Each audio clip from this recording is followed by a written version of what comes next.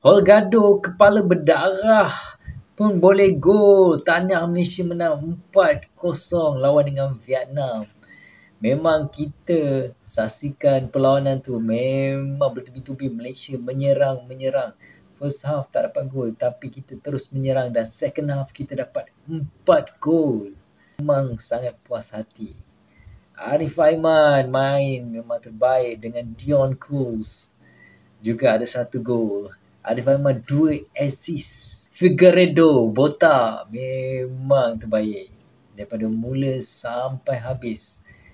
Memang terbaik dari segi defense, midfield, attack. Kalau macam ni nak main Piala Dunia pun kita tak ada masalah. Nak lawan Brazil, nak lawan Argentina lepas ni. Ini baru fasa 1 pemain warisan. Kita tunggu ada fasa 2 nanti oleh TMJ. Akan umumkan pemain warisan terbaru Malaysia. Tahniah Malaysia kalau macam ni main memang sangat-sangat terbaik. Bermain demi rencana di dada. Kita ada pemain warisan kita yang baru menyambut kelahiran anak. Dia pun sanggup datang, iaitu Machuca sanggup datang ke Malaysia. Jadi kita boleh nampak pemain warisan yang ada darah Malaysia bermain bermati-matian daripada awal sampai habis.